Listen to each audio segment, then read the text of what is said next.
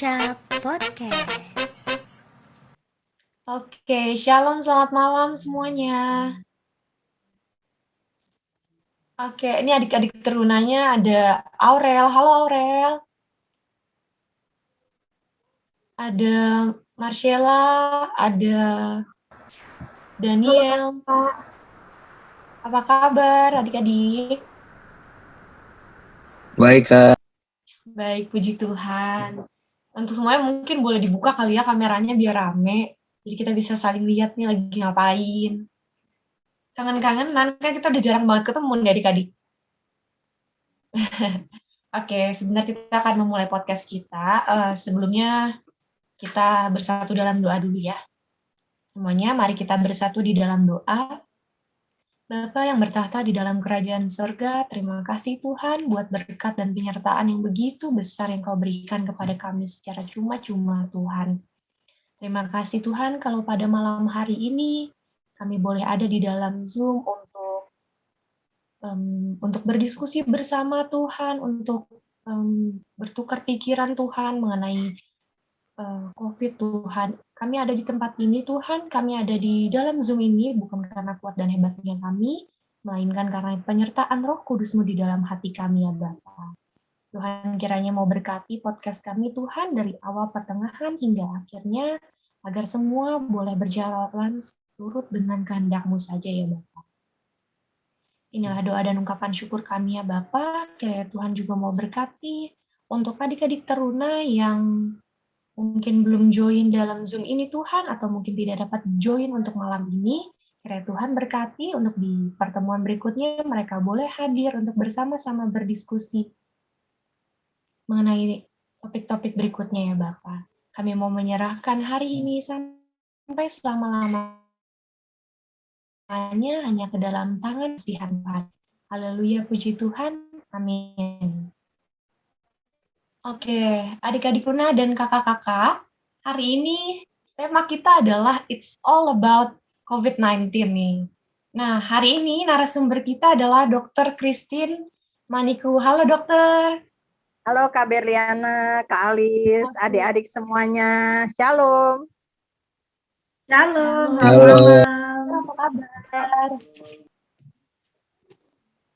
Dokter apa kabar? Puji Tuhan, baik. Luar biasa. Oke, puji Tuhan. Luar biasa.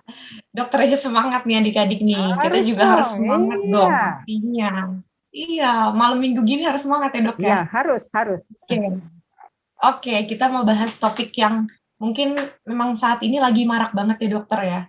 Karena yang kita tahu juga sekarang semua kegiatan kita terbatas banget karena adanya COVID-19 ini nih.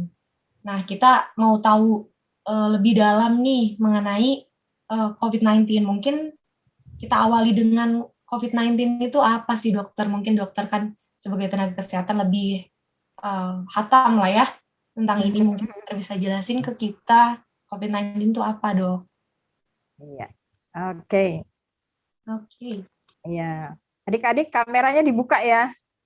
Nah, dokter udah request tuh adik-adik. Ayo, boleh dibuka kan ya? Dibuka dong ya. Iya. Dokter remaja. Iya,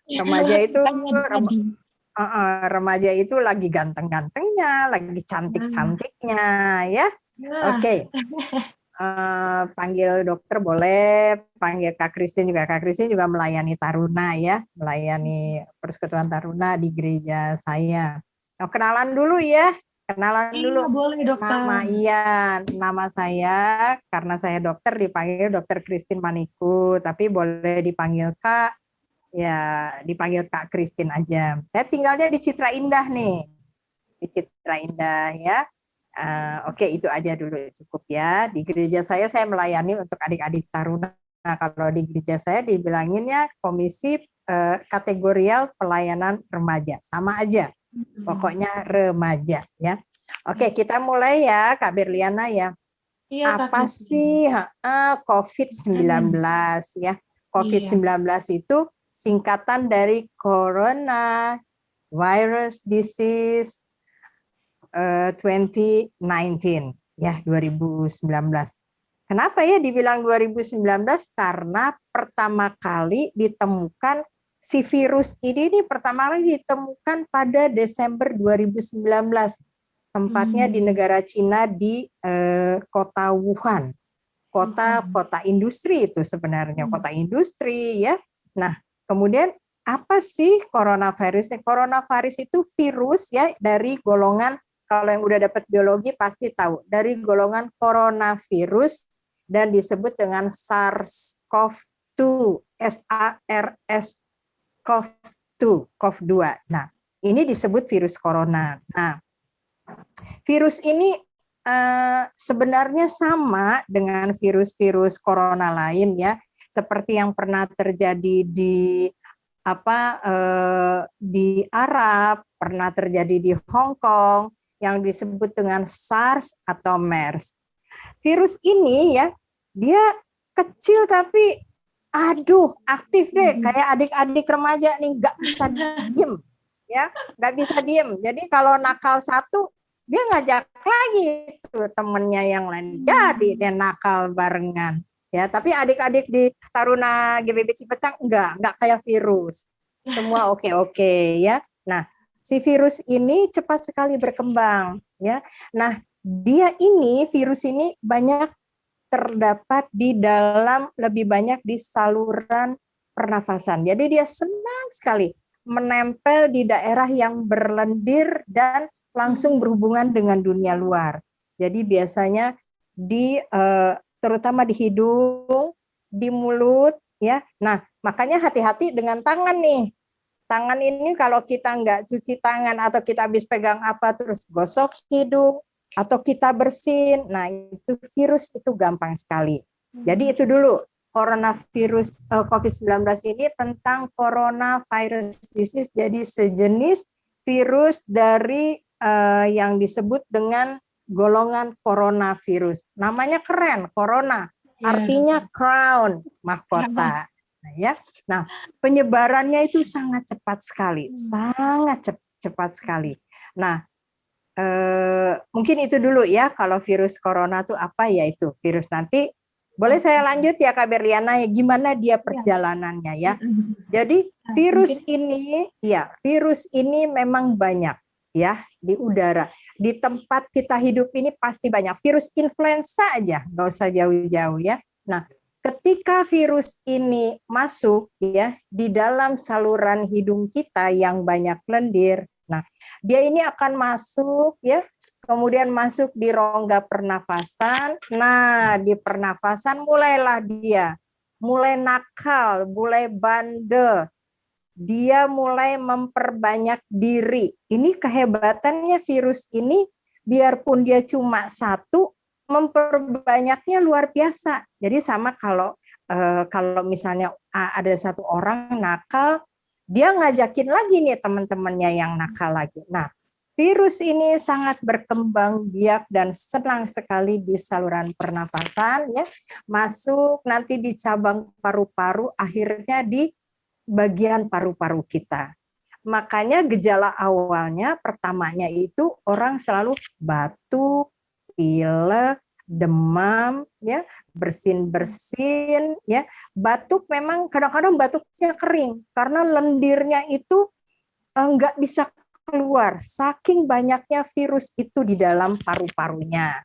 Nah, kemudian kenapa ya dia kok bisa berkembang biak? Nah, sekarang kita mau lihat dulu nih di badan kita ya. Badan kita nih, badan kakak-kakak, badan adik-adik semua itu punya yang namanya senjata. Namanya antibodi ya. Jadi antibodi itu kalau kayak pasukan bersenjata ya, kan adalah ya aku bukan pasukan berjalan kayak gitulah ya. Nah, jadi ini senjata nih. Nah, pas mulai ada senjata, ini antibodi kita. Begitu ada antigen, dia serang. Nah, antibodi itu timbulnya dari mana? Antibodi ini, antibodi kekuatan kita nih, senjata kita dari yang namanya sel darah putih. Ya, sel darah kalau yang udah dapat biologi tahu lah ya, ada sel darah merah, asal sel darah putih, ada yang namanya trombosit, ada yang namanya plasma. Nah, sekarang kalau yang berfungsi untuk penyerangan daya tahan tubuh kita ini namanya sel darah putih. Nah, sel darah putih ini menghasilkan peluru-peluru ya untuk untuk menyerang setiap siapapun yang diserang. Antibodi ini terbentuk dari sel darah. Nah, sel darah ini dari mana? Dia bisa beraktivitas kalau tubuh kita sehat. Gitu. Ya, tubuh kita sehat kayak gimana? Satu, makannya mesti teratur, ya, makannya mesti teratur nih. Kadang-kadang kita mana nih? Coba Kak Christine mau nanya anak-anak nih, anak-anak adik-adik remaja nih lebih senang makan sayur atau makan fast food? Ayo jujur. Ayo, Dibuka mikrofonnya semua. Fast food. Daniel udah jujur tuh. Senang makan sayur apa fast food? Fast food itu misalnya fast food ya. Makan daging, makan daging. Oke, ya, oke, mau makan daging. Terus sudah gitu senangnya juga makan apa ya yang seperti fast food itu banyak lah pokoknya. Mie, nah Indomie ini selalu nih boleh-boleh saja tapi jangan terlalu sering. Nah, jadi pertama dari makan kita dulu nih, makan sayur dan buah harus cukup.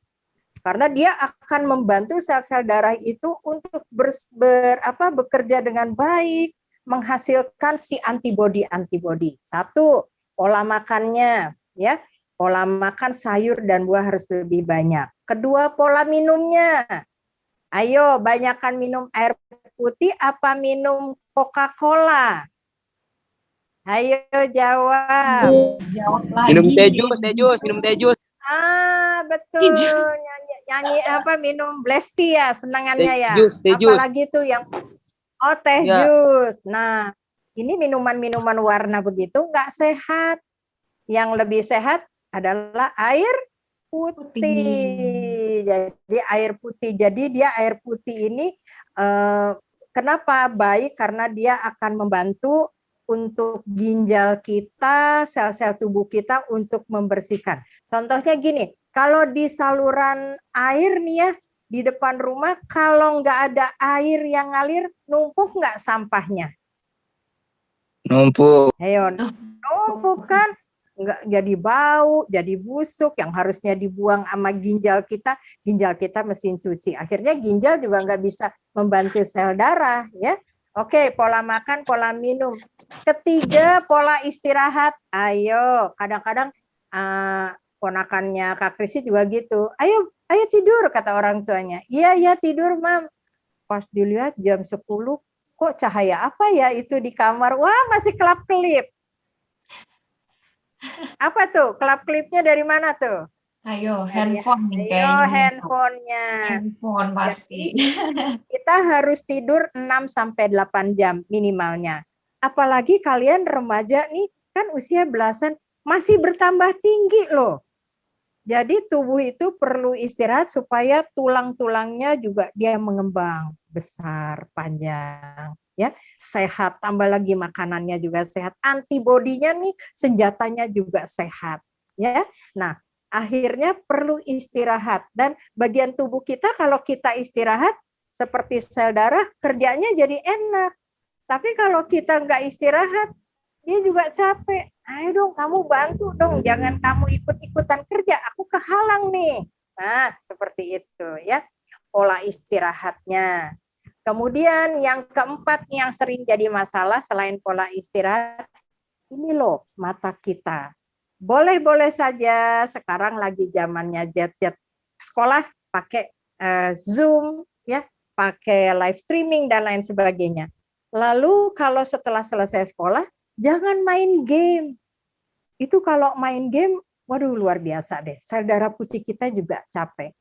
Kak Christine pernah dapat pasien ya, saya nggak usah sebut namanya, untungnya bukan dari Cipecang ya. Anak SMP, tiba-tiba matanya juling. Ya, matanya juling. Lalu saya tanya, apa pernah jatuh? Enggak. Akhirnya singkat cerita karena matanya juling, harus segera dibawa ke rumah sakit. 6 jam setelah kejadian mata juling atau berarti ada gangguan di sarafnya.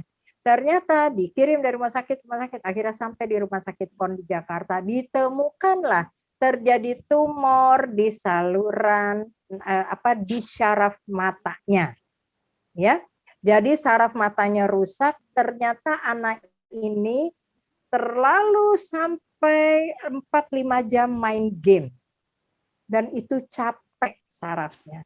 Akhirnya timbul tumor di otaknya, akhirnya menjadi tumor ganas, dioperasi 2 kali. Waktu operasi pertama dia masih bagus, tapi jadi bengong. Yang anaknya tadinya lancar jadi bengong. Akhirnya dokter mengatakan usianya nggak akan lebih dari 9 bulan. Dan dia mengalami kelumpuhan, akhirnya dipanggil Tuhan.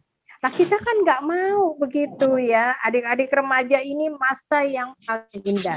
Oke, nah jadi istirahat, pola makan, pola minum, air putih ya, terutama istirahat ya, dan kemudian tadi masalah mata. Karena dari mata ini otak kita juga bekerja, jadi sel darah putih kita juga ikut capek ya. Itu saja dulu. Jadi yang melakukan penyerangan adalah sel darah putih itu yang akan menghasilkan antibodi. Nah, kalau antibodi kita cukup kuat dengan syarat-syarat tadi, pola makan, pola minum, terus istirahatnya yang cukup, ya. Kemudian juga jaga kebersihan. Ini mandinya berapa kali nih adik-adik nih sehari? Kali. 2 kali. Kirain 2 hari sekali. Nah, mandinya, kemudian jaga kebersihan badannya, bajunya juga diganti. Belajar cuci sendiri dong, udah remaja kan ya. Nah, jadi kalau bisa menjaga kesehatan semuanya, otomatis antibodi kita juga enak, jadi kita bisa melawan.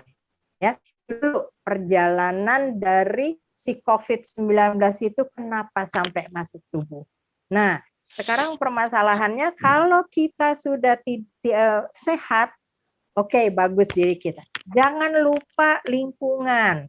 Ya, lingkungan kita ya harus bersih. Kalian punya kamar atau di rumah kalian, rajinlah membersihkan supaya sehat. Lalu berolahraga, ya berolahraga juga penting. Kalau sekarang belum boleh berenang ya karena masih PPKM. Jadi olahragalah setidak-tidaknya setengah jam. Jangan males ya, walaupun cuma di jogging di tempat ya. Kemudian tadi istirahat sudah, kemudian berolahraga dan lingkungan juga bersih. Lalu kalian kalau yang punya binatang peliharaan silakan. Tapi kalau bisa sekarang ini sedang ada penelitian ya, apakah virus COVID-19 ini juga bisa ditularkan lewat hewan, sedang penelitian. Jadi kalau kita punya hewan peliharaan, boleh saja. Tapi kalau bisa kita jangan kontak dekat. Apalagi kadang-kadang ada yang suka tidur sama kucing, tidur sama anjing. Di dalam bulu-bulunya itu ada yang namanya larva-larva yang menghasilkan juga virus. Ya, memang virusnya bukan COVID, tetapi itu juga sangat berbahaya. Nah, jadi selain diri kita, begitu juga lingkungan. Nah, itu saja dulu. Nah, COVID-19 ini yang menyerangnya dari pernafasan kita, antibodi kita tidak sanggup. COVID ini luar biasa. Dia cepat sekali bermutasi. Ya, cepat sekali. Bahkan satu virus yang kecil itu bisa jutaan, menjadi miliaran. Akhirnya menguasai seluruh paru-paru kita, makanya tanda-tandanya adalah sesak. Ya. Nah, kemudian kalau umpamanya adik-adik ya mulai dengan ada rasa batuk, ada rasa pilek, itu harus diwaspadai. Kasih tahu orang tuanya, jangan diam aja. Nah, karena virus COVID-19 ini menyerang di daerah pernafasan kita, jangan konsumsi es atau air dingin. Ya, karena COVID-19 ini, coronavirus ini senang di tempat yang lembab. Makanya sekarang dianjurkan untuk minum air hangat. Ya, minum air hangat. Jadi itu nomor 1 juga, jangan hindari minum es. Walaupun udah pengen banget, hindari. Karena ini lagi pandemi, lagi merebak ke seluruh dunia. ya. Jadi setelah virus COVID-19 itu menyerang di paru-paru, merusak paru-paru, akhirnya kalau kita tahu nih paru-paru ini pompa loh, pompa untuk mengalirkan oksigen ke otak, oksigen ke pencernaan. Nah, kalau tidak ada oksigen ke otak, kita akan lemas, lama-lama kita juga bisa pingsan. Coba deh, kalau di ruangan tertutup, lift misalnya, tidak ada ruangan terbuka, nggak ada oksigen, kita pasti lemas. Ya, jadi akhirnya ketika sudah dalam keadaan oksigen tidak ada ke otak, terjadilah gangguan-gangguan yang lainnya. Jadi, nah itu saja dulu ya perjalanan si COVID ini. Kalau kita sudah memang ada rasa tidak enak badan, cepat kasih tahu kepada orang tua. Nah, itu perjalanan COVID ya, supaya cepat ditangani, cepat untuk dilakukan pemeriksaan. Ya, lalu pencegahannya ya, saya langsung aja ya Kak Berliana ya. Pencegahannya gimana? 1, kebersihan diri. 2, kebersihan lingkungan ya. Lalu ada yang namanya prokes 6M. Ayo, siapa yang tahu? Bisa sebut satu-satu coba. Prokes bukan hanya 5, ada 6. 1. Ayo adik-adik. Ayo, coba adik-adik. Yang sekarang harus dilakukan nih. Ayo. Mencuci tangan. Ini udah betul, cuci tangan. Siapa lagi? Ayo. Memakai masker, Dok. Ya, pakai masker. Bahkan sekarang dianjurkan maskernya kalau pakai masker kain di dalamnya pakai masker bedah ya. Iya. Pakai masker tuh hidungnya ya, bukan lehernya ya. Bukan dagunya, apalagi Diturunin ya, Dok. iya, ya. Pakai masker juga harus ada aturannya. Kemudian apa lagi? Menjaga jarak. Menjaga jarak. Ini kalau mau sekolah nih. Kalau mau sekolah bercanda lihat-lihat dulu, mendingan jauh-jauhan. Ini kalau adik-adik kan gitu bercanda, iyo lo. Ah, itu dia ya. Kemudian menjaga jarak. Apalagi? Menghindari keramaian.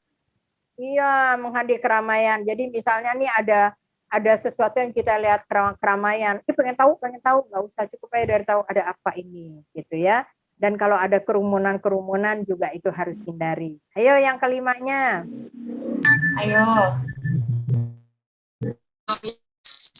Orang aktivitas dalam artinya kalau nggak perlu banget nggak usah keluar rumah. Ya, kalau toh keluar rumah ada tujuan tertentu, pakai protokol kesehatan. Ya, ada tujuan tertentu. Jadi kita pakai masker. Ya, kemudian pakai masker, kemudian kalau bisa pakai yang tertutup ya. Lalu waktu masuk rumah, kalau bisa ini ya, jangan dulu langsung gini buka. Ini memang repot nih. Buka dulu semua ya, yang jaket, sepatu jangan taruh di dalam rumah, di luar ya. Kemudian masuk ke dalam, baju segera ganti. Memang repot ini. Karena kan kita nggak tahu virus itu akan nempel dari orang lain ya. Jadi tadi mobilitas ya kurangi. Yang terakhir ada lagi 6, 1. Ada yang tahu nggak? Ayo. Mandi bukan Bu, mandi.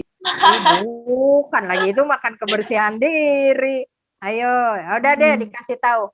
6 ini menghindari makan bersama, dalam artian makan bersama di luar dari keluarga inti. Ya. Makanya sekarang di rumah makan dianjurkan untuk tidak banyak-banyak dan bahkan ada dicanangkan katanya makan cuma 30 menit.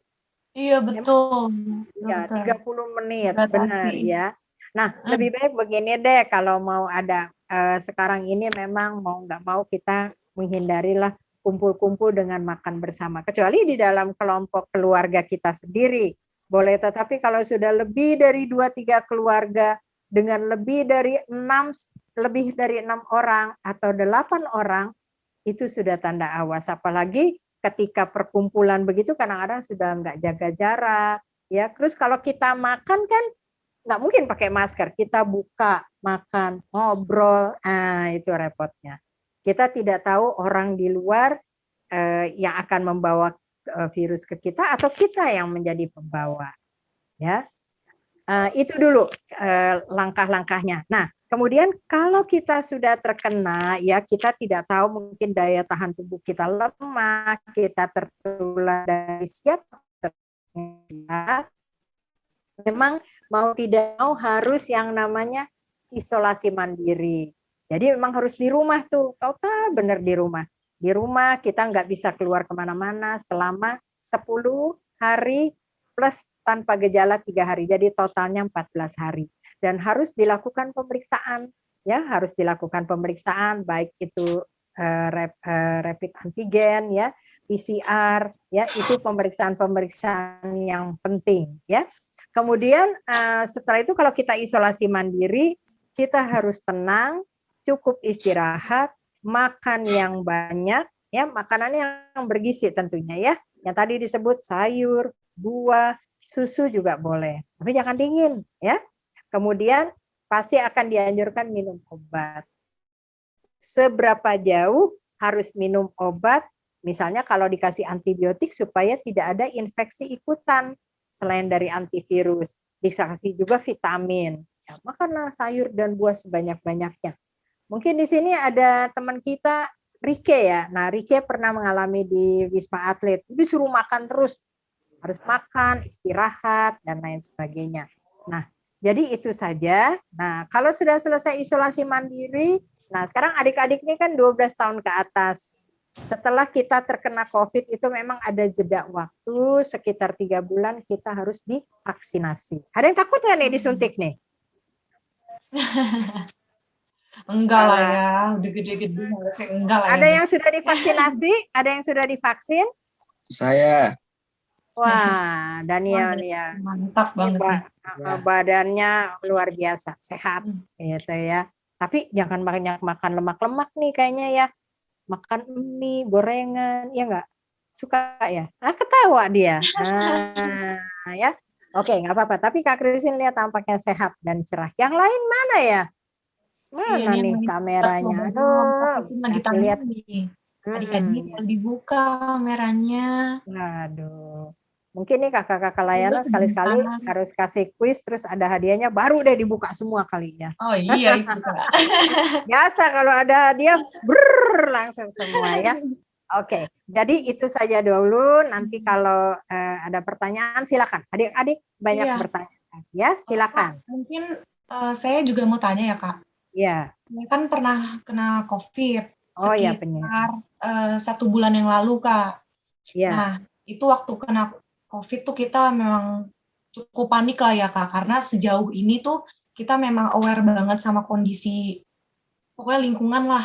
Kayak kita udah berusaha untuk bersih banget, setiap keluar pakai masker, terus masuk juga kita langsung disinfektan, setelah itu langsung mandi, terus makan juga teratur, kita minum vitamin, pokoknya udah se-aware itu Kak. Tapi memang ternyata ada 1 hari waktu itu hari Senin, memang seharusnya saya ke tempat magang, tapi ternyata kondisi badannya nggak fit kok, beda gitu dengan yang sebelumnya, kayak badannya linu-linu, terus setelah itu flu, terus sakit tenggorokan juga, terus pusing, terus akhirnya sore decide untuk ke dokter untuk swab gitu kan.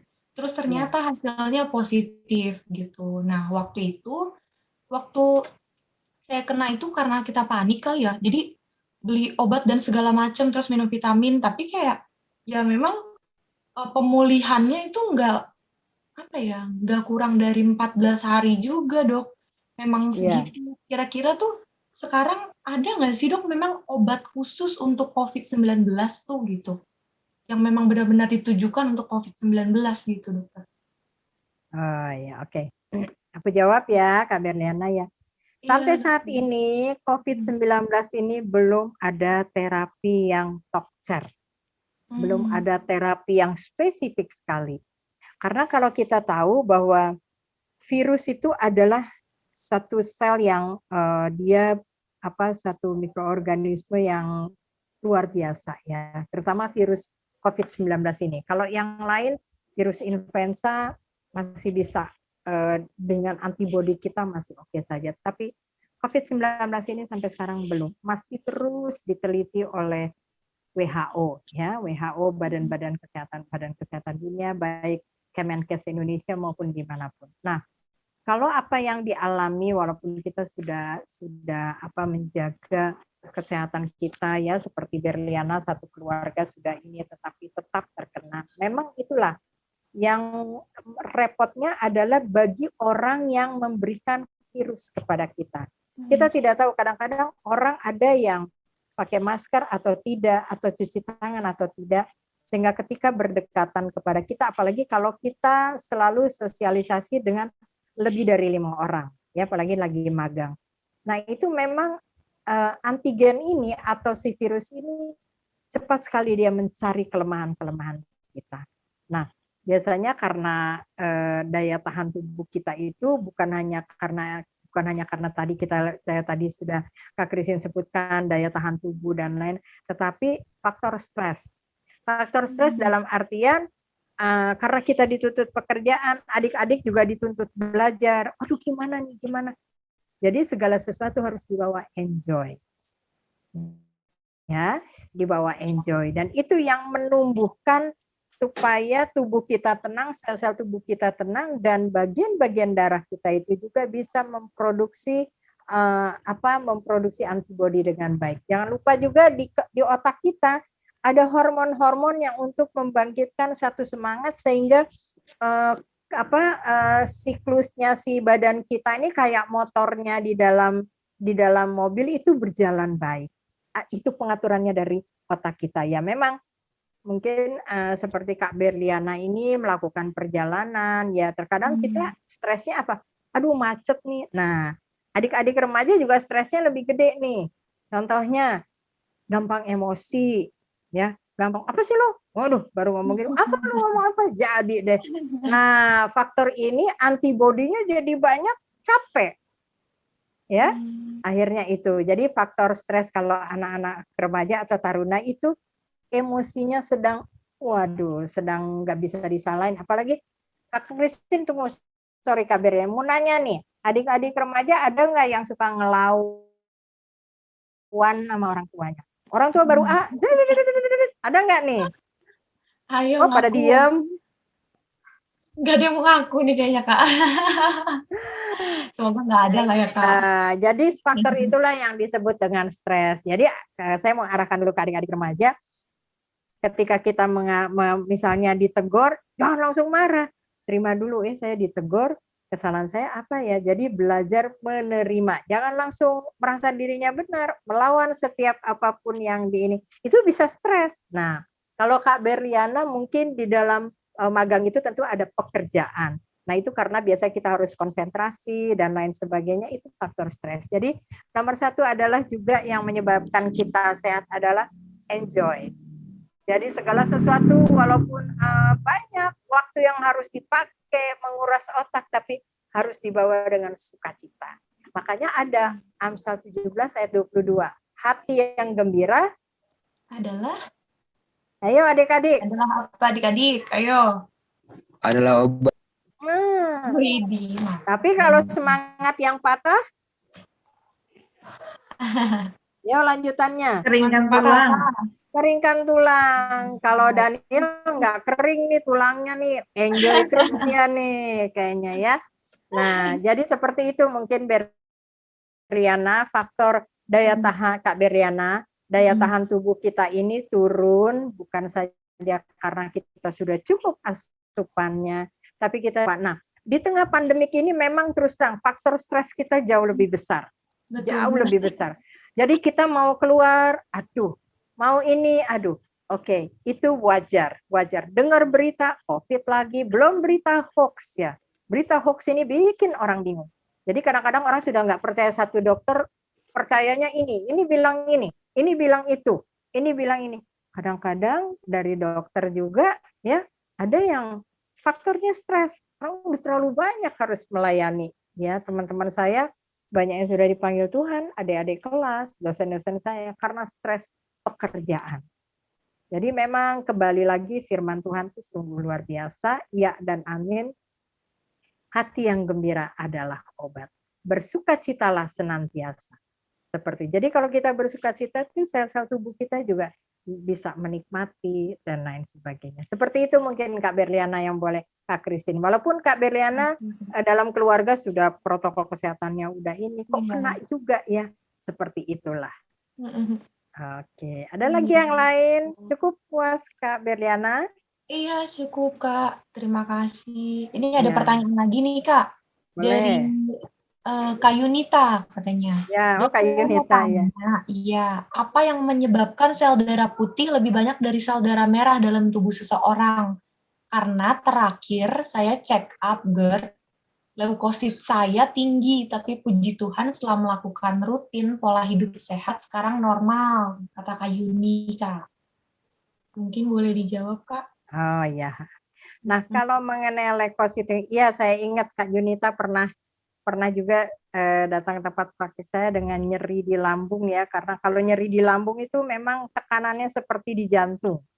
Makanya saya rujuk waktu itu ke rumah sakit dan ternyata ada GERD. Nah, kita bicara dulu GERD-nya dulu ini. GERD atau gastroenteroreflux disease. Jadi semacam asam lambung yang meningkat. Nah, asam lambung yang meningkat, kita bicara itu dulu ya Kak Yunita ya. Bisa karena dari pola makannya tidak seimbang, lebih banyak zat asam, pedas itu sangat mempengaruhi untuk timbulnya di dalam lambung itu lendir-lendir kita atau ludah-ludah lambung atau enzim itu keluar, jadi berlebihan. Satu, itu masalahnya. Baru yang kedua adalah memang ada penelitian bahwa kalau termasuk itu katanya ada genetika, tapi belum bisa diinikan ya. Nah, ketiga yang tadi kembali faktor stres. Mungkin Kak Yunita juga dokter pernah ngomong gitu, dokter penyakit dalamnya. Jadi ketika kita stres, otak kita akan memerintahkan asam lambung itu secara spontan akan timbul banyak. Wah, banyak sekali. Ditambah lagi kadang-kadang dengan situasi pekerjaan kita lupa 3 jam perut kita kosong, tambah lagi asam lambungnya banyak. Nah, jadi mengakibatkan kalau ketika asam lambung ini banyak maka itu nyeri lambung. Itu yang disebut dengan GERD tadi ya. Nah, kalau mengenai sel darah putih, ada penelitian memang satu bisa bersifat dia genetika. Lalu kemudian ada juga genetika berarti faktor keturunan ya. Berarti juga ada pembentukan sel darah putihnya, di mana sel darah putih, sel darah kita itu dibentuk di susun tulang waktu pembentukannya kurang sempurna. Ya, dari mana ya semuanya ini bisa timbul begitu? Kembali lagi ke lifestyle tadi, pola makan, pola minum, pola istirahat dan lain sebagainya. Jadi sel darah putih yang berlebihan itu menandakan ada faktor genetika. Begitu juga ada proses pembentukan dari sel darah putih yang abnormal. Nah, kalau kita kembali lagi leukosit meningkat itu menunjukkan ada satu infeksi. Nah, apa yang dialami Kak Yunita itu karena asam lambung yang sangat meningkat, tadi yang akhirnya disebut dengan GERD tadi. Nah, akhirnya menimbulkan ada infeksi di lambung. Nah, ini harus dihati-hatikan juga. Kak Yunita jangan terlalu sering GERD-nya itu muncul, karena mau nggak mau biasanya hanya tergantung obat, tapi kalau bisa jangan, karena itu yang mengakibatkan terjadi ada tanda proses infeksi, jadi leukositnya meningkat. Nah, jalan salah satunya hanya itu, kalau orang penderita lambung, setiap 2-3 jam dia harus minum air putih plus makanan yang ringan, biskuit. Tapi biskuitnya jangan yang pakai krim. Biskuit seperti Malkis ya. Kalau Regal ada susunya. Nah, terus perbanyak air putih. Seringlah minum air putih setiap 2-3 jam. Apalagi saya tahu Kak Yunita kan mengajar sama dengan saya. Jadi ketika kita mengajar banyak oksigen kita yang keluar dan kita terjadi dehidrasi. Di mana ketika kita berbicara ada pengaturan ya suara, pengaturan lendir di dalam mulut. Nah, itulah juga yang mengakibatkan daya tahan tubuh kita turun, yaitu dehidrasi tadi, asam lambung tambah banyak. Seperti itu. Oke, Mungkin itu Kak Yunita. Kak Yunita gimana? Sudah menjawab kah? Oh, kata Kak Yunita stres karena COVID, Dok. Oh iya, memang. Lebih rasa takut tinggi dengar kabar buruk katanya. Jadi overprotective katanya, jaga orang tua Iya. juga. Ya betul, saya mengerti. Ini juga ya kayaknya kalau kita melihat nih ya, Tuhan izinkan COVID-19 supaya memang kita back to our home, back to our family, kembali ke keluarga Ya. kita, ke rumah kita, ada maksud Tuhan. Berdiam diri lebih banyak kita ini. Jangan stres ya. Itu ada satu faktor positifnya. Nah sekarang kita nggak bisa mau kumpul sana, kumpul sini, nggak bisa cipika-cipiki dan lain sebagainya. Nah mau tidak mau kita harus mengandalkan faktor stres itu bukan kekuatan kita. Tadi sekali lagi hati yang gembira adalah obat. Banyak sekali firman Tuhan yang akan selalu kita praktekkan. Jadi stres itu diatasinya kita nggak bisa menghindari berita hoax ya. Silakan saja berita hoax mengalirlah kamu. Tapi saya sudah menjaga tubuh saya, menjaga terutama tubuh, jiwa, dan roh saya. Jadi silakan, tidak akan mempengaruhi saya. Jadi memang harus dari diri sendiri. Jadi stres itu memang semua, jangankan itu, saya juga terus terang stres. Stresnya kenapa? Berhadapan dengan pasien-pasien, ya mendengar juga keluarga, teman sejawat dosen saya juga dengan orang tua, dengan suami yang pasca stroke, stres juga. Tapi setelah saya pikir, silakan stres tidak bisa datang ke kita. Karena sekali lagi memang justru ketika dalam pandemi COVID-19 ini terus terang ya Kak Beriana, Kak Yunita, Kak Alis juga, jadi lebih banyak baca firman Tuhan loh. Yang tadinya cuma saat teduhnya, satenya cuma pagi, siang, sore. Sekarang tuh setelah menemukan satu, kita gali lagi, aduh sungguh itu yang menjadi kekuatan. Jadi itu nggak usah stres Kak Yunita, enjoy saya. Kak Yunita kan cantik nih. Aku suka lihat keluarganya Pak Manaput ini, Kak Desi, Kak Yunita, aduh, mamanya cantik sih soalnya. Aku pengen lihat nih Kak Yunita senyumnya nih. Waduh, ditunggu open camp-nya Kak Yuni. Aduh, itu aja Kak Yunita. Jangan stres Kak Yunita, bawa enjoy saja. Nah, iya tuh. Oh, masih di jalan ya. Oke. Jangan stres ya Kak Yunita ya. Bawa enjoy. Berarti juga ya Dok ya.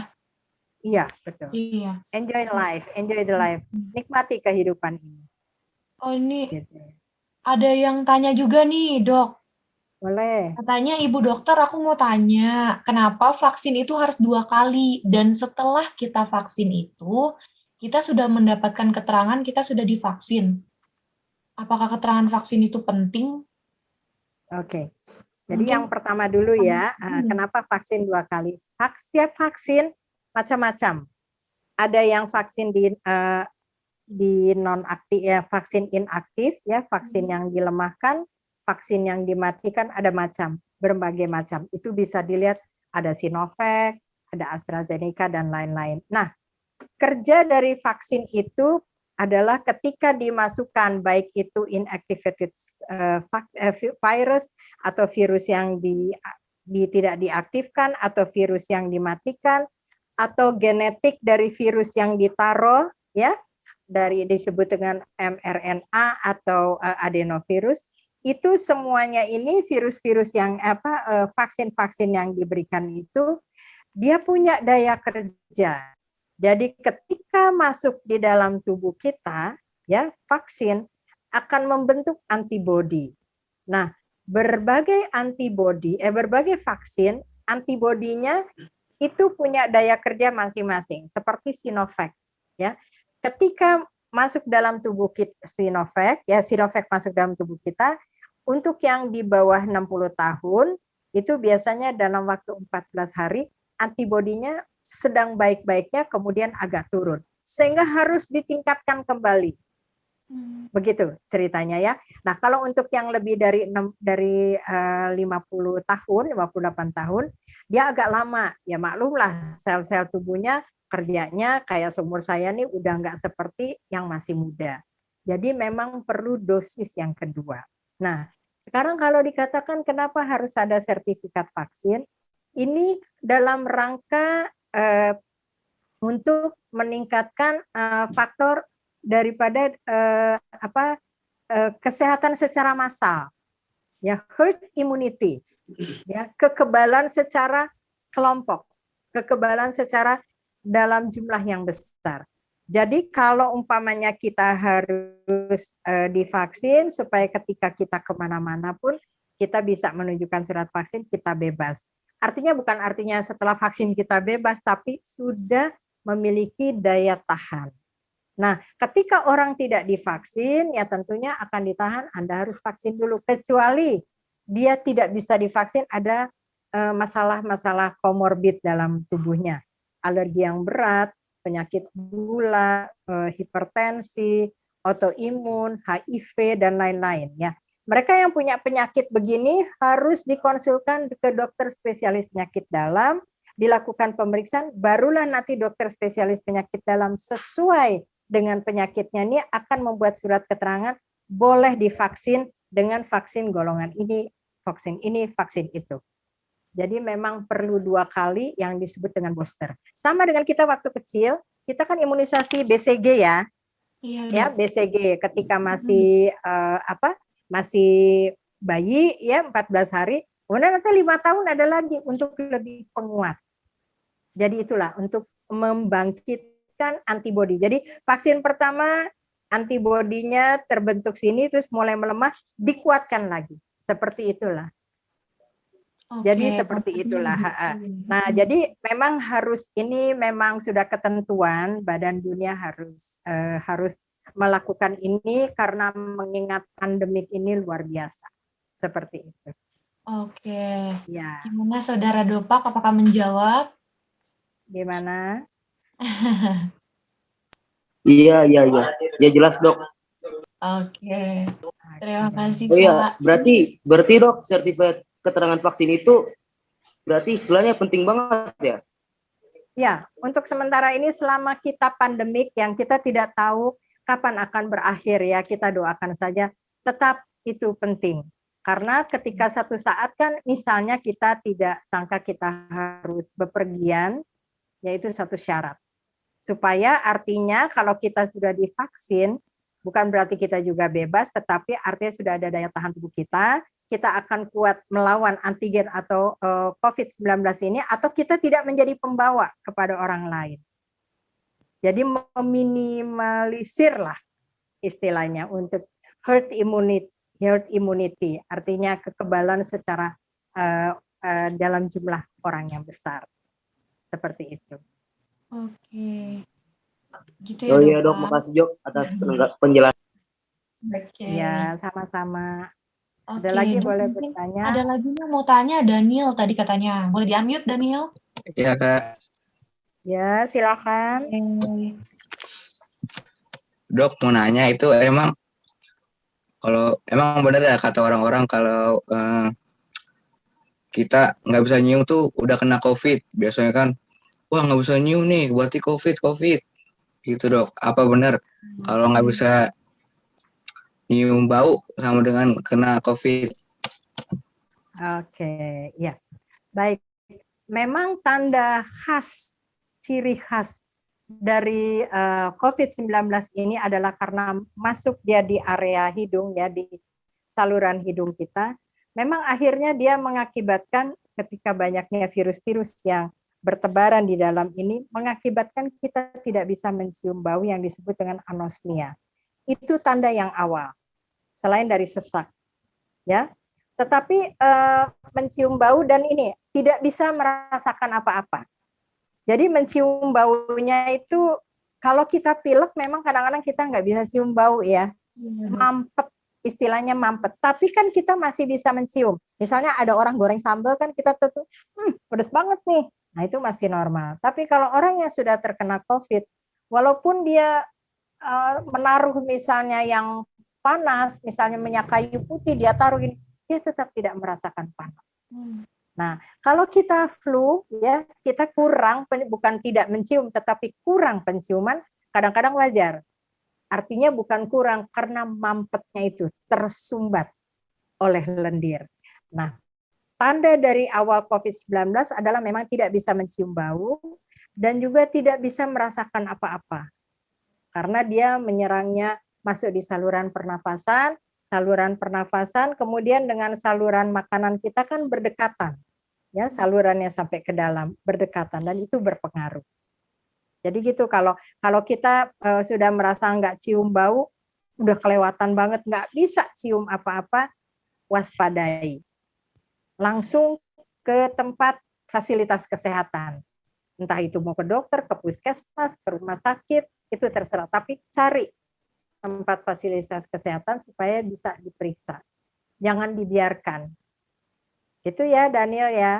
Oh ya dok ya, makasih ya dok atas penjelasan.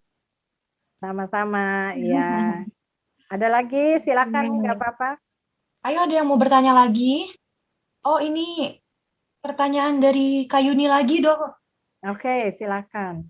Mau tanya lagi, jarak vaksin yang bagus berapa hari ya sebetulnya dari vaksin pertama ke vaksin kedua? Karena ada beberapa teman, jaraknya hanya 14 hari. Apakah aman, Dok? Lalu, apakah perlu kita vaksin tahap ketiga dengan dosis Moderna? Kak Yuni. Oh ya, oke. Ya, Seperti terima itu, kasih Dok. Kak Yuni. Untuk vaksin, jarak vaksinasi pertama dengan yang kedua itu tergantung dari vaksin apa. Seperti Sinovac itu antara 14 sampai 28 hari, dalam artian tadi saya sudah sebutkan 14 hari itu untuk mereka yang di bawah 60 tahun, di bawah 55 malah ya, itu jaraknya 14 hari. Tapi kalau yang sudah di atas 60 itu jaraknya 28 hari. Jadi itu menyangkut tadi yang saya bilang daya kerja vaksin misalnya seperti Sinovac ya. Dia untuk menimbulkan antibodi di vaksin dimasukkan, menimbulkan antibodi itu pada usia tertentu. Jadi sudah bagus-bagusnya nih antibodinya terbentuk. Tetapi pada usia yang muda 14 hari dia mulai menurun sehingga perlu ditingkatkan lagi.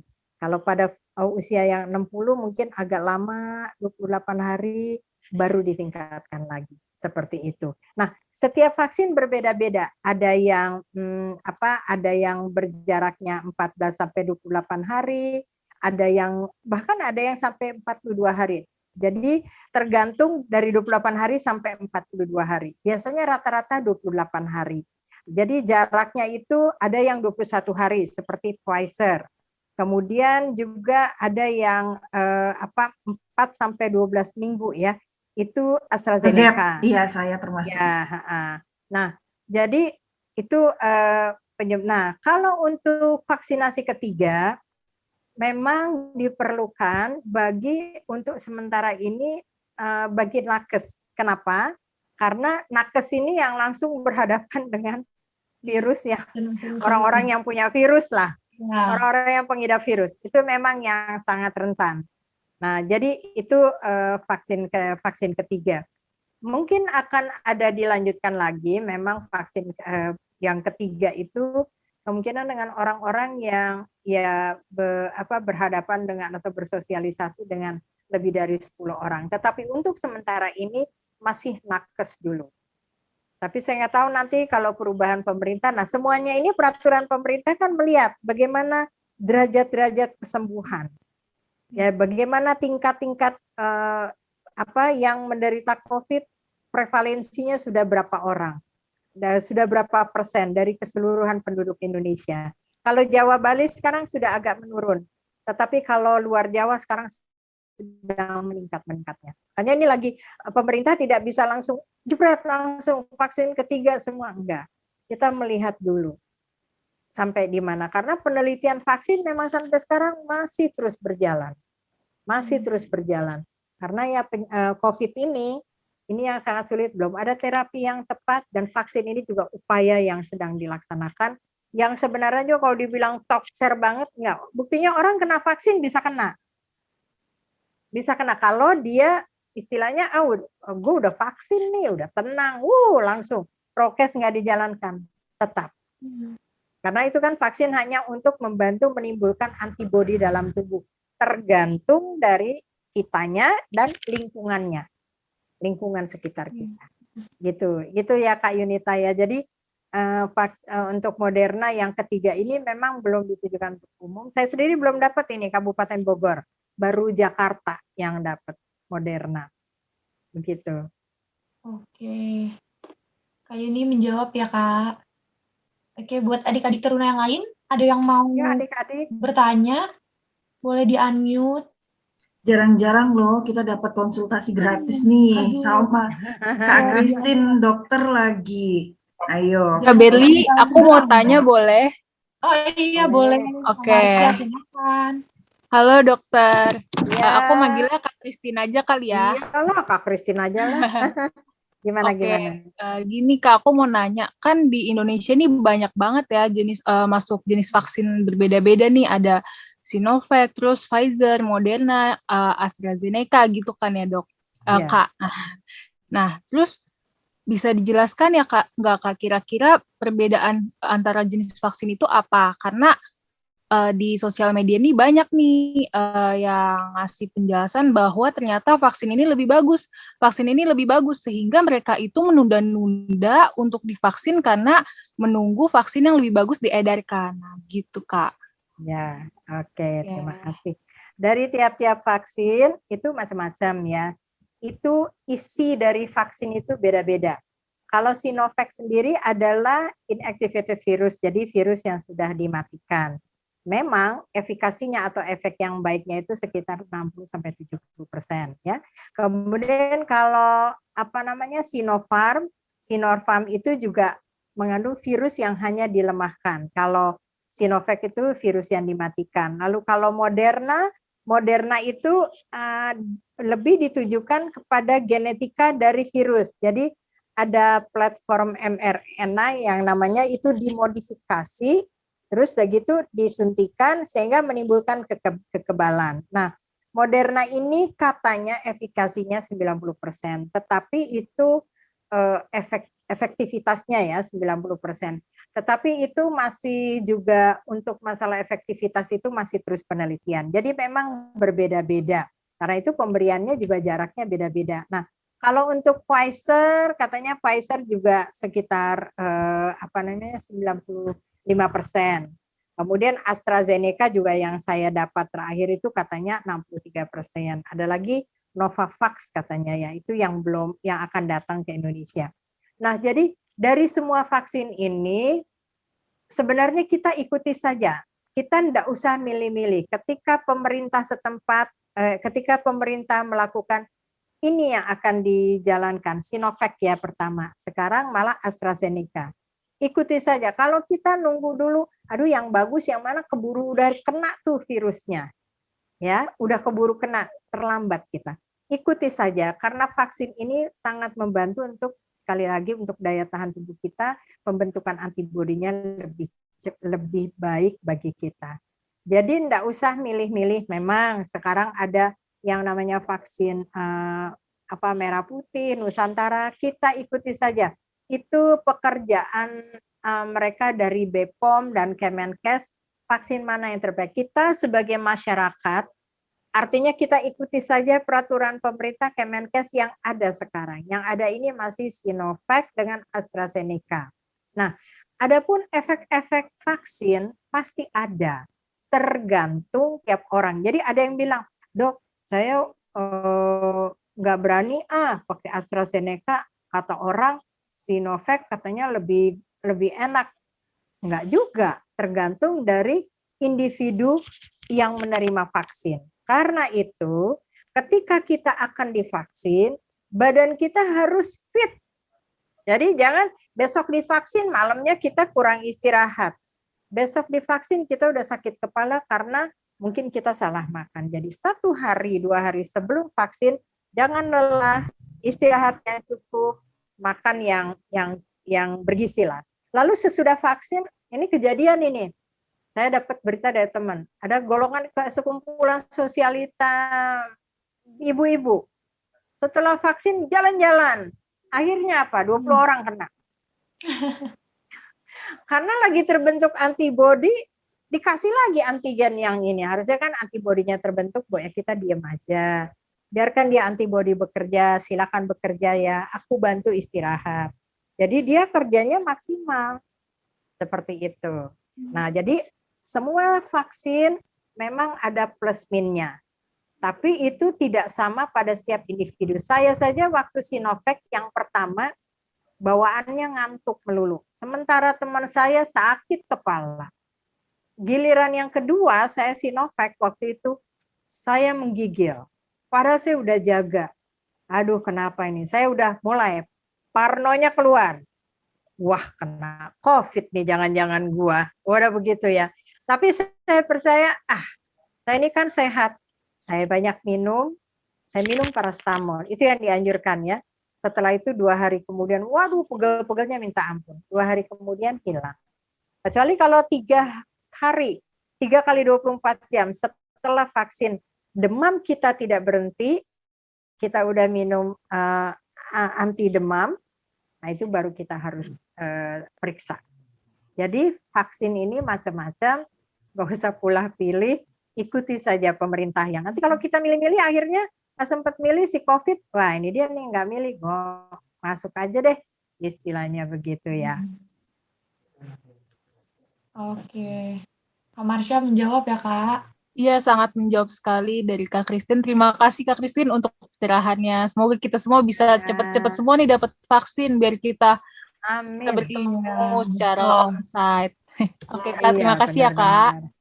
Ya, sama-sama Marsha. Oke. Nggak kerasa nih, Kak, kita udah 1 jam ternyata bincang-bincang ya, Nggak apa-apa, Kak. boleh, silakan. Iya, Kak, mungkin ini sih kalimat terakhir kali ya, Kak, pesan-pesan dari Kakak sebagai tenaga kesehatan buat kita-kita nih, terutama buat adik-adik teruna nih, Kak. Gimana sih buat ke depannya nih menghadapi COVID ini nih? Oh gitu ya. Oke Oke. ya. Saya pengen adik-adik taruna ini buka kameranya semua, Nah, terus ikuti pesannya gerakan buka kamera. ikuti gerakan tangan saya. Oke. Ya. Udah dibuka semua belum nih Adik-adik Kak boleh Ber? dibuka kameranya, masih belum nih, Kak. Ayo Aurel boleh dibuka kameranya. Dopak, Ini buat kita semua nih biar sehat nih. ayo semangat nih malam-malam Ayo, nih. Semangat. Dibuka semua kameranya, kemudian tangannya diataskan ya. Tangannya dikeataskan ya. Oke. Udah semua belum tuh Kak Ber? Belum Masih ada semua 2 ya? orang nih, Kak. Ayo Aurel sama Dopak. Come on. Aurel sama Dopak boleh diaktifin? Waduh, nggak ada respon nih, Kak. Nggak apa-apa deh, kita Ya duluan nggak deh. apa-apa deh, nanti Ya, kasih tahu teman-temannya ya. Iya, Kak. Adik-adik dengan kakak-kakak tahu kan ini huruf apa? V ya, V. Ini V kan lambang dari victory ya, kemenangan ya. Jadi ketika kita sudah saat teduh misalnya pagi, katakanlah dalam diri kita sendiri, victory, kita menang. Ya, kita menang dalam artian bahwa setelah kita saat teduh ya, kita harus saat teduh dulu masing-masing. Kita menang. Dan terus katakan ini secara terapi juga untuk membangkitkan sukacita kita. Sukacita kaya. Victory. Jadi kita punya 2 kemenangan dari jari-jari kita. Victory. Itu. Nah, tujuannya apa? Bahwa kita akan menang melawan segala COVID, tentunya dengan kita sudah menjalankan protokol kesehatan. Nah, itu aja. Jadi kita praktekkan ketika bangun pagi, victory. I have victory. Victory. In Jesus name, dalam nama Tuhan Yesus. Ya. Kemudian setelah kita saat teduh, kita bilang victory, lakukan tadi yang sudah Kak Christine utarakan. Oke, saya ulang kembali. Bangun pagi, ya, bangun pagi hirup udara segar. Ya, pagi-pagi ini jangan lupa tentu kita mandi ya. Jangan lupa pagi air putih hangat ya. Kemudian nanti kalau sudah ada aktivitas sekolah, jangan lupa sarapan. Banyak sekali anak-anak nggak mau sarapan. Ya, saya mau kemukakan dulu. Kenapa kita harus sarapan? Waktu kita tidur, sel-sel otak kita tuh bekerja. Jadi ketika kita bangun, maka dia perlu makanan. Kalau orang yang tidak pernah sarapan, ada penelitian akan menimbulkan damage cell brain. Jadi sel-sel otak mengalami kehancuran. Jadi ini dulu sarapan. Ya sarapannya kalau bisa ya yang cukup mengandung karbohidrat. Nasi atau paling bagus adalah telur rebus. Proteinnya tinggi. Ya. Kemudian yang mengandung karbohidrat, ya boleh minum susu atau teh manis boleh, ya. Oke. Kemudian kita aktivitas. Nah, jangan lupa dalam aktivitas misalnya kita lagi belajar daring, kan ada jedanya ya sama dengan di sekolah satu mata pelajaran ada jedanya. Air putih walaupun cuma sedikit, cuma 2 teguk. Ya. Kemudian kita pulang sekolah atau kita selesai daring, jangan lupa kita makan. Ya, makan siang jangan ditunda-tunda, makan yang sehat, lalu istirahat. Nah, itu dulu pola yang kehidupan. Istirahat, Anda boleh belajar, malam tidur jangan terlalu lelap, jangan terlalu telat, ya. Usahakan jam 9 sudah tidur, tidak ada cahaya handphone, tidak ada cahaya laptop. Bangun pagi adalah jauh lebih baik. Itu satu. Kemudian langkah berikutnya prokes tadi Anda 6. Rajin-rajin cuci tangan. Ini memang sejak ada COVID-19 ini orang jadi pada rajin cuci tangan. Tadinya kan enggak. Kalau ada kita makan cake jatuh, ambil belum 5 menit. Nah, seperti itu. Ya enggak? Ngaku deh, pasti. Ya, Kak Kristin waktu seusia remaja juga begitu tuh. Tapi setelah mengerti kesehatan, waduh bahaya banget ya. Jadi satu, mencuci tangan. Kedua, biasakan pakai masker ketika kita keluar rumah. Memang kalau kita berolahraga sebaiknya tidak pakai masker, tapi sekeliling jangan kita olahraga rame-rame nggak pakai masker. Carilah tempat yang aman yang tidak banyak orang. Jadi biasakan pakai masker. Masker juga ada ketentuannya. Kalau masker kain harus dilapis dengan masker bedah, kecuali masker KN95. KN95 ini masih bisa selama 4-5 jam. Tapi sesudahnya memang harus ganti. Jadi memang sekarang biaya untuk masker itu kalau mengikuti syarat kesehatan agak berat. Ya mau nggak mau kita terima itu ya. Kalau toh memang kita punya masker kain, yang masker dalamnya itu boleh kita ganti setiap 4 jam. Ya, dalam aktivitas. Kemudian itu tadi ya, mencuci tangan, pakai masker, menjaga jarak sudah jelas ya. Kadang-kadang kita nggak sadar dengan orang yang di luar dari rumah kita. Kemudian menghindari kerumunan. Sesudah menghindari kerumunan adalah mengurangi mobilitas. Ya kalau nggak penting-penting banget nggak usah. Baru ke-6, hindari makan bersama dengan keluarga yang di luar dari keluarga inti yang setiap hari kita ada. Ya, setelah menjalankan prokes itu. Nah, kemudian yang terakhir adalah setelah semuanya itu kita lakukan, pikirkan hal yang positif. Kalau kita lihat hal yang positif, kita akan terbentuk endorfin kita bagus ya, hormon-hormon kebahagiaan kita bagus, hormon-hormon yang menimbulkan kebahagiaan, emosi kita tidak ada, sehingga sel-sel tubuh kita bisa menghasilkan juga antibodi yang baik. Always positive thinking. Biasakanlah berpikir positif. Dan yang terakhir, Amsal 17 ayat 22. Hati yang gembira adalah obat. Semangat yang patah keringkan tulang. Oke? Oke, Kak. Adik Terima kasih luar banyak, biasa Kak ya Kristin. sharing kita pada malam hari ini. Sama-sama.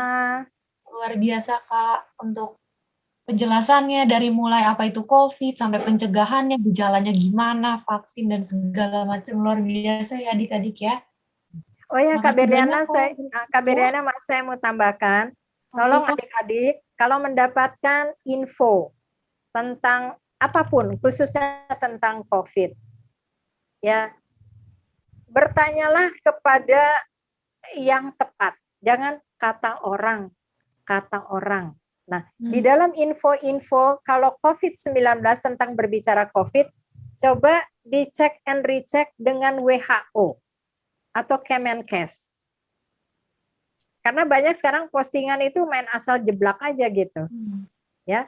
Terus kemudian masalah-masalah herbal, makanan dan minuman herbal, ya sah-sah saja kalau diminum, tapi jangan depends on herbal, jangan tergantung dengan herbal. Itu herbal itu food supplement itu hanya untuk penambah pada waktu kita sehat. Ketika kita sakit, hanya ada beberapa suplemen yang dianjurkan yang mengandung vitamin. Karena itu bertanyalah kepada orang yang mengerti kesehatan. GPBC Pecang ada banyak tenaga kesehatan, bertanyalah. Kadang-kadang di WA group boleh bertanya. Kalau sekali-sekali ke WA saya juga boleh, saya bersedia menjawab. Banyak anggota GPB yang kadang-kadang juga share ke saya, dok begini begitu begini, nggak ditarik bayaran, aku nggak minta pulsa. Maksudnya gitu ya. Jadi saya menyediakan waktu. Ya sekarang kan banyak telemedicine, daripada masukin lagi email segala macam. Silakan bertanya kepada saya menyediakan waktu. Begitu. Ya, itu saja. Terima kasih Kak Beriana. Kak, di-provide tuh sama Kak Christine, udah dibilangin ya adik-adik ya, kalau yang punya keluhan boleh nanti chat Kak Christine. Oke, terima kasih banyak Kak untuk Ya, sama-sama. sharing-sharing kita pada malam hari ini. Mungkin adik-adik boleh di open cam dulu. Kak Alis boleh diminta tolong untuk foto bersama. Kita fotonya Vicky kali ya. Iya, Ya, benar. fotonya Victory. Victory. Oke, fotonya V kali ya, Victory. Coba yang lain boleh Victory. diaktifin kameranya. Marsha, dan Dopak. Ayo, boleh diaktifkan dulu kameranya. Oke. Oke, semua tangannya V gini kali ya. Iya, V. Oke, Victory. tangannya V gini. Satu boleh, dua boleh. Dua deh biar terpicture. Itu kayaknya ada anak kembar di bawah. Marsha sama. Oke. Ayo. Oke. 1, 2, 3. Tunggu kali simpan dulu ya. Sabar ya.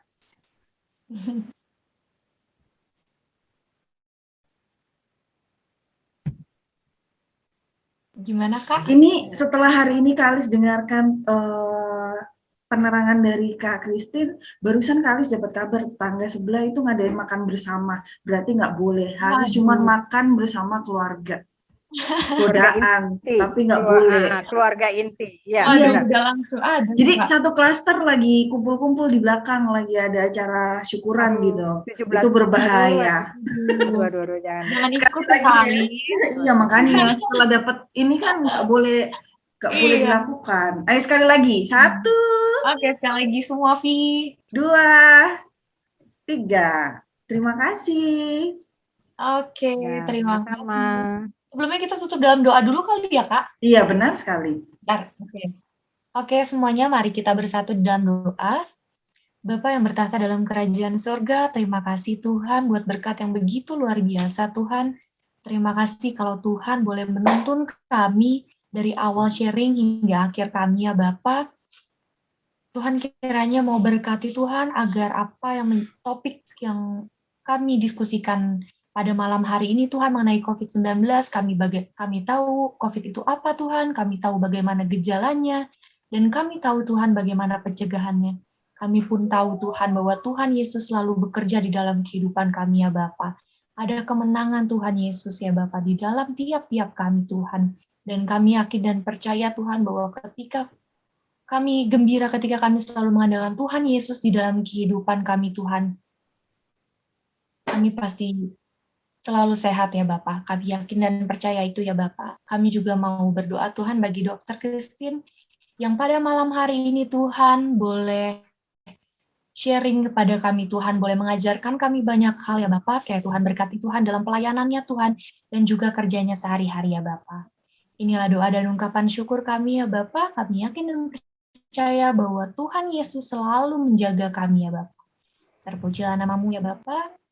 Kini dan segala masa. Haleluya, puji Tuhan. Amin. Amin. Ya. Oke, terima kasih. Ya. Christine, terima kasih Kak. Terima kasih Kak. Terima kasih Kak Christine. Terima kasih, Kak. Sehat selalu. Di Terima meeting kasih. Ya. Sehat-sehat Kak. Ya semua. Prokesnya jangan lupa. Ya, oke. Sampai jumpa besok. Iya, Sampai sampai jumpa besok. besok. Japri ya yang mau nomornya Kak Christine. Ya, boleh. Nggak hanya masalah COVID, kalau ada masalah tentang remaja, jangan sungkan. Kak Christine bersedia. Masalah-masalah penyakit remaja banyak, tidak hanya COVID. Silakan Siap, siap. bertanya ya, Ya, jangan terima sungkan kasih. ya. Kak Oke, Christine, Tuhan sama-sama. berkati. Sama-sama, Terima makasih semua, Kak God Alif. bless. Iya, God bless tuh. Saya live ya. Iya, makasih Iya, banyak. terima kasih. Iya, soalnya ada Zoom lagi. Hebat Iya, sekali. padat sekali. Iya, dari pagi nih. Oke, Iya, Kak. yuk, God Udah, bless. Kak. Yuk. God bless.